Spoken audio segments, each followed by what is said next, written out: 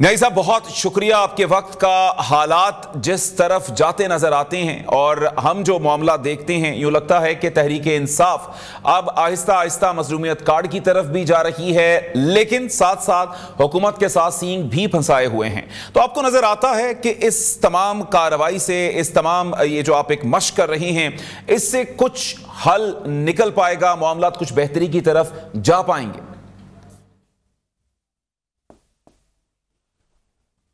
پہلے ایک میں تصحیح کر دوں کہ پاکستان تحریک انصاف ایک پولیٹیکل جماعت ہے، ایک کتھارسس ڈیبیٹ اور پروگریسو جماعت ہے۔ یہ بالکل بھی نہ ریاست سے لڑنا چاہتی ہے اور نہ لڑ رہی ہے، کیونکہ یہ پاکستان کے وجود کے ساتھ ہمارا وجود ہے اور یہ پاکستان ہے تو ہم ہے۔ دوسری بات یہ ہے کہ پاکستان تحریک انصاف نے ہمیشہ مذاکرات کو ترجیح دی تھی۔ میں نے تھی کا لفظ استعمال کیا کہ ہمارا مینڈیٹ چھینا گیا، نشان لے لیا گیا، بہت سارے ظلم اور زیادتیوں کے بعد ایون ہمارے کارکنوں کو ابھی بھی جیل میں پڑے ہیں، ہمارا لیڈر جیل میں پڑا ہے، لیکن ہم نے جب سنجیدہ نوعیت کی ہلکی سی رمق جو نہیں تھی سنجیدگی، لیکن پھر بھی ہم نے سنجیدگی دکھائی، آگے سے سنجیدگی نہیں دکھائی گئی۔ ہم نے مذاکرات میں بیٹھے، ہم این آر او کے لیے نہیں بیٹھے، ہم پاکستان کے اندر سٹیبلٹی لانا چاہتے ہیں، ہم پاکستان کی معیشت کو دیکھنا چاہتے ہیں۔ آپ خود اپنا بیانیے میں کہا ہے کہ اس وقت آپ کی معیشت کی کیا پوزیشن ہے۔ آپ کا G D P rate I M F کہہ رہا ہے کہ آپ کا میکسیمم 2 سے تھوڑا سا اوپر جائے گا، جبکہ ہم 6% پہ چھوڑ کے گئے تھے۔ ابھی تک آپ کا نوجوان جو ہے وہ ورلڈ بینک کہہ رہا ہے اور آئی ایم ایف کہہ رہا ہے کہ 20% آپ کی بے روزگاری رہے گی۔ کسان خود، احسن اقبال، میں نے پچھلے دن ان کا بیان دیکھا، 25 لاکھ لوگ جو ہے انہوں نے ایگریکلچر کا پیشہ چھوڑ دیا ہے۔ اچھا، اس کے بعد آپ خود اندازہ کریں کہ اس وقت پاکستان کی جو عوام ہے اسے ایک وقت کے کھانے کے لالے پڑ گئے۔ 12.5 کروڑ لوگ، آئی ایم ایف کہہ رہا ہے، ورلڈ بینک کہہ رہا ہے کہ جی بے روزگار اپنا ایک وقت کے کھانے سے چلے گئے، یعنی کہ وہ خطۂ غربت سے اتنے نیچے آ گئے اور 3 کروڑ لوگ بے روزگار ہو گئے۔ تو آپ اندازہ کریں کہ پاکستان کی یہ وجوہات جو ہے، اس کو کون سے ایسے عوامل ہیں جو درست کر دیں۔ سب سے پہلے پولیٹیکل سٹیبلٹی، اور اس میں گورنمنٹ سنجیدگی ہے ہی نہیں۔ اگر سنجیدہ ہوتی، صرف بیانات سے نہیں، سنجیدہ ہوتی تو اس کے لیے اقدامات کیے جاتے۔ دیکھیں، آپ ٹی وی پہ دیکھ لیں، جتنے بھی منسٹر ہیں پریس کانفرنسز میں دھمکیاں دے رہے ہیں کہ جی ایسی جیل میں لیڈر کو لے جایا جائے گا جس سے نہ آپ کی ملاقات۔ آپ کی پارٹی بھی تو انقلابی پارٹی بنتی ہے، پانی پڑ گیا، ٹھنڈا پانی پڑ گیا اور وہیں پہ دھرنا ختم ہو گیا۔ انقلاب ایسے تو نہیں آتے، تو پھر وہاں پہ ڈٹرمنٹ ہو کے بیٹھنا ہی پڑے گا۔ میری بات سن لے نا سلیمان، ہم پہ پانی ڈالے کوئی ایشو نہیں ہے، بہنیں ہیں، بہنیں سب کی سانجھی ہوتی ہیں، بیٹیاں سب کی سانجھی ہوتی ہیں۔ کبھی آپ نے دیکھا کہ ایسا کام، مطلب پہلے آپ نے کبھی ہسٹری میں سنا نہ دیکھا؟ آپ کے گھر میں آپ کی فیملیز آ جائیں، چاہے وہ دشمن ہو، اس نے قتل کیا ہوا، اس نے کچھ بھی بڑے سے بڑا جرم کیا ہو، لیکن جب ان کی بیٹیاں، مائیں، بہنیں اگر کسی کے گھر چلی جاتی ہیں تو اگلے اپنی آنکھیں بچھاتے ہیں۔ ہماری بہنیں وہاں پہ صبح سے لے کے رات تک بیٹھی رہی، انہوں نے کچھ کیا، کوئی نعرہ بازی کی، انہوں نے کچھ مطلب اپنا بیانیہ، بیٹھی تھی، آرام سے بیٹھی تھی، بھائی کے لیے ان کی آنکھیں ترس رہی تھی کہ ہم ماں بھائی سے ملیں گی اور واپس چلے جائیں گی۔ تو میرا مقصد یہ ہے کہ یہ حالات بن رہے، گورنمنٹ اگر چاہتی تو یہ حالات نہ بنتے، بلکہ وہ ماحول بناتے جہاں پہ ملاقاتیں ہوتی، چیزیں بہتر ہوتی، لیڈرشپ ملتی، چیزیں بہتر ہوتی، مطلب ان کو اپنے لائر ملتے، چیزیں بہتر ہوتی۔ دیکھیں، ملاقاتوں کے بند ہونے سے بہت ساری قیاس آرائیاں بھی ہوتی ہیں، مسائل بڑھتے ہیں، کیونکہ صحت کے حوالے سے ایشوز آتے ہیں۔ مطلب ہمیں یہ تشویش لاحق ہوتی ہے کہ خان صاحب کے ذاتی معالج کیوں نہیں ملے۔ تو دیکھیں، ماحول بنایا جاتا ہے، یہ گورنمنٹ کا فرض تھا جو نہیں نبھا رہی۔ ایک تو فنڈامنٹل رائٹس ہیں، لیکن گورنمنٹ کا فرض بھی تھا کہ وہ فیسیلیٹیٹ کرتی، لیکن ایسا بدقسمتی سے نہیں ہوا۔ اچھا چلیں ٹھیک ہے، اس حوالے سے آپ کا پوائنٹ آ گیا۔ اخوندزادہ چٹان صاحب، سر سب سے پہلے تو آپ کا شکریہ، آپ نے ہمیں وقت دیا۔ ہم نے بلاول بھٹو صاحب کو سنا، اب ان کی جانب سے بیان آیا ہے، وہ گورنر راج کے بھی مخالف ہیں اور خاص طور پر وہ کہتے ہیں کسی پارٹی پر پابندی بھی نہیں لگنی چاہیے، لیکن جب وفاق میں ہوتے ہیں تو کچھ اور بات ہوتی ہے، اب جب پنجاب میں آتے ہیں تو کچھ اور بات ہوتی ہے۔ اسٹریٹجی ہے کیا پیپلز پارٹی کی؟ آخر سیاست جو پیپلز پارٹی کی اور اس کے ساتھ ساتھ اوبویسلی ایک قومی ادارے کی سیاست بھی ہے، کس طرف لے جانے پر غور کر رہے ہیں؟ بسم اللہ الرحمن الرحیم۔ دیکھیے جی، پاکستان پیپلز پارٹی ایک جمہوری پارٹی ہے اور ہم نے ہمیشہ سے غیر جمہوری اقدامات کے مخالفت کیا ہے، اور جس نے بھی جمہوری اداروں کو مضبوط کرنے کے لیے قدم اٹھایا ہے، ہم نے اس کا ہمیشہ ساتھ دیا ہے۔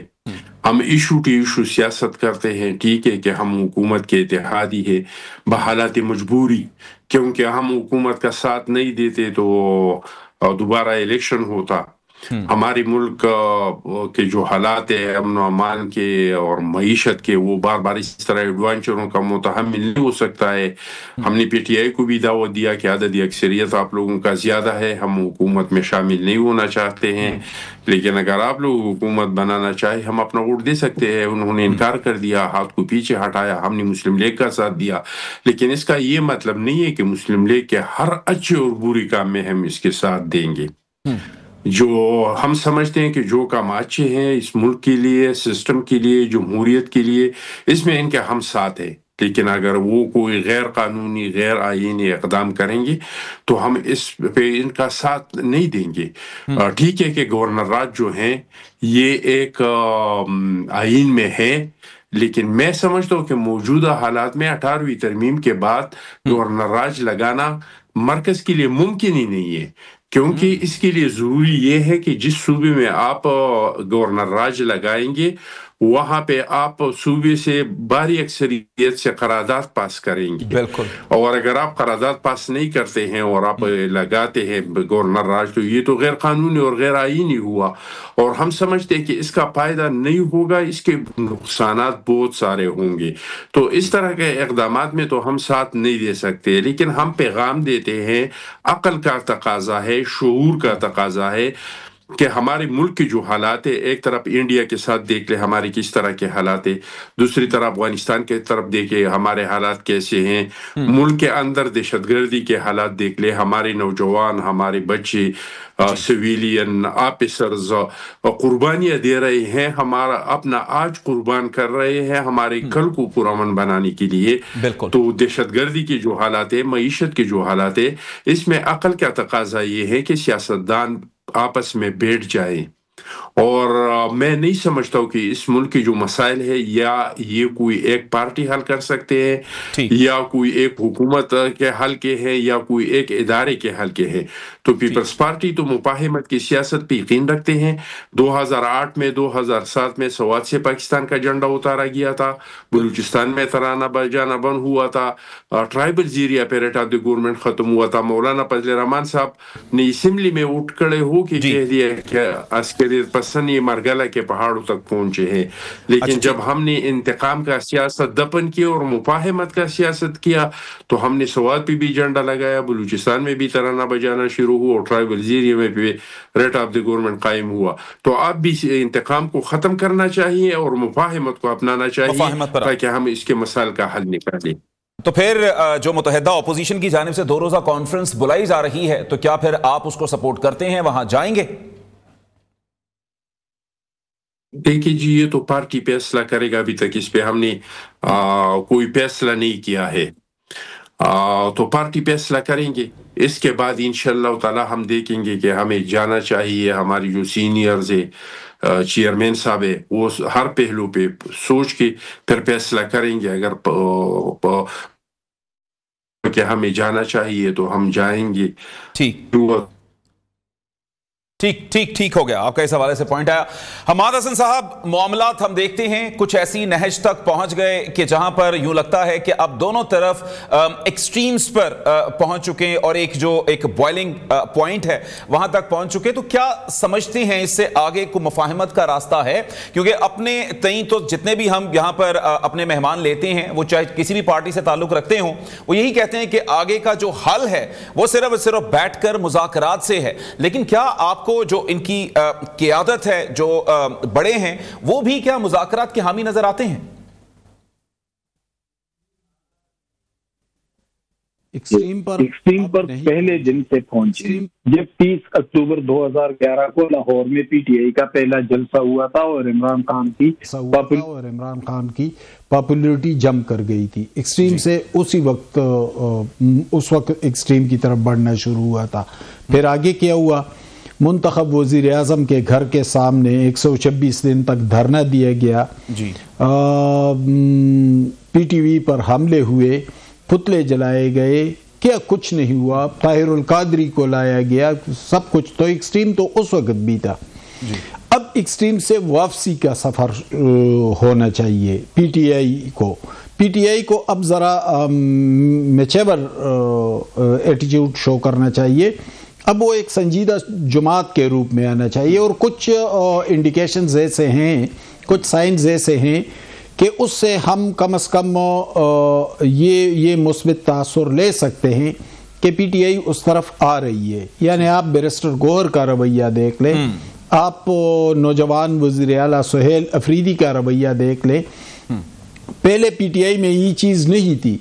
पीटीआई में इमरान खान से शुरू होकर आखिरी कारकुन तक गालम गलोच होती थी, दूसरों पर दुश्मनाम इल्ज़ाम और क्या कुछ नहीं होता था। जो पीटीआई के अंदर होता था वो खा उस्मान बुज़दार होता, वो गंडापुर होता, वो फरागोगी होती, वो कोई भी होता, उसका दिफा किया जाता। और जो पीटीआई के दायरे से मुखालिफ होता तो वो चोर होता, डाकू होता, लिफाफा होता, टाउट होता, एजेंट और गद्दार होता।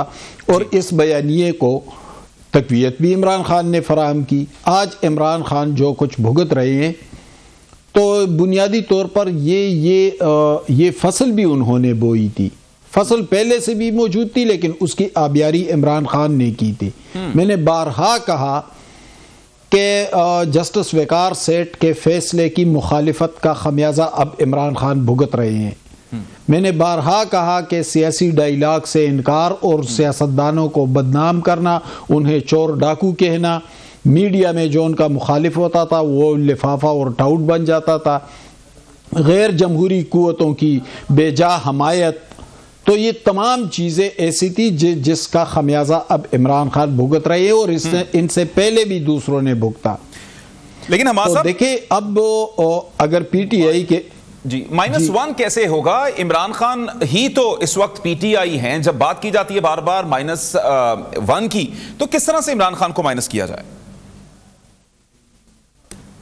सवाल ही पैदा नहीं होता। -1 का फार्मूला भुट्टो का भी चला था, बेनज़ीर भुट्टो का भी चला था।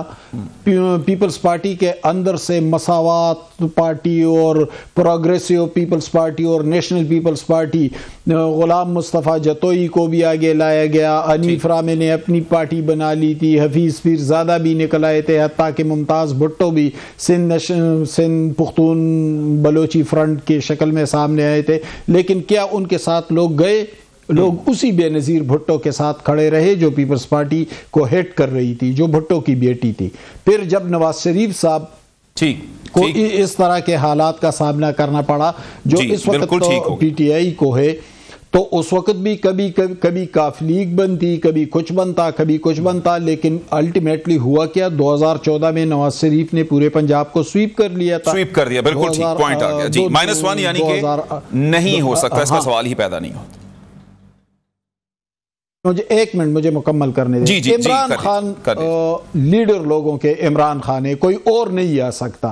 عمران خان جب تک زندہ ہے لوگ عمران خان کے ساتھ اسی طرح جڑے رہیں گے جس طرح بھٹو، بے نظیر اور نواز شریف کے. بس ٹھیک ہو گیا. حماد صاحب آپ کا اس حوالے سے پوائنٹ آ گیا. رمیش سنگھ اروڑا صاحب بہت شکریہ آپ کے وقت کا.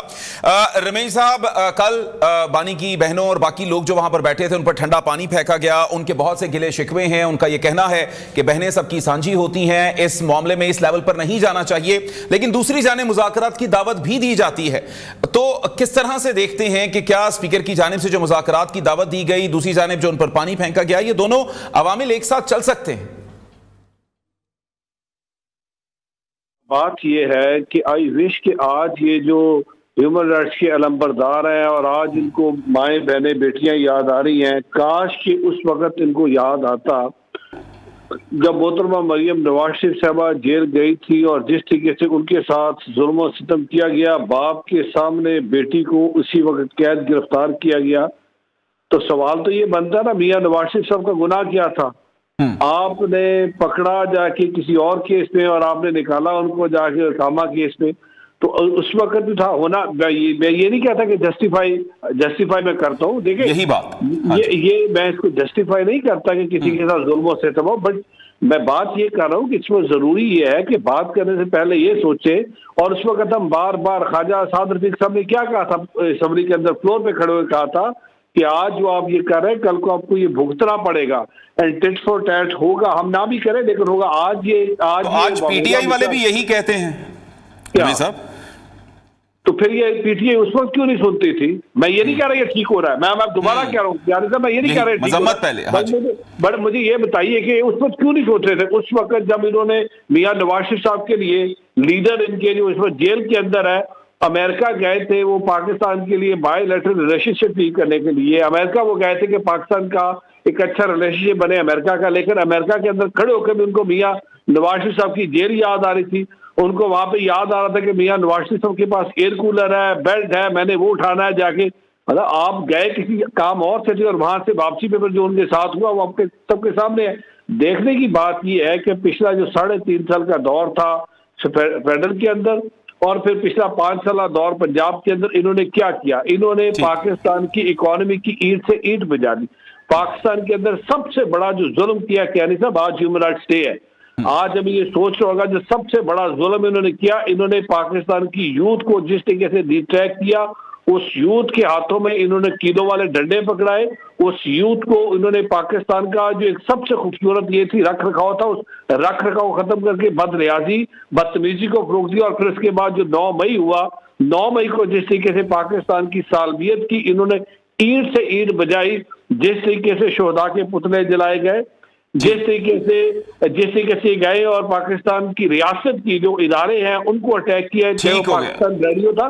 تو میں یہ سمجھتا ہوں آج ان کو کوئی بھی بات کرنے سے پہلے سوچنا ہوگا کہ ان کا اپنا کنڈکٹ کیسا تھا, اپنا کنڈکٹ ان کا سیاست دھڑا ان کے سامنے آ رہا ہے. چلے ٹھیک. اچھا رمیش صاحب یہ بھی بتائیے گا, رمیش صاحب یہ بھی بتائیے گا کہ عمران خان صاحب کو موو کرنے کا کہا جا رہا ہے کسی اور جگہ, تو کہاں لے جا رہے ہیں؟ کیا ان کو موو کرنے سے معاملات بہتری کی طرف جائیں گے؟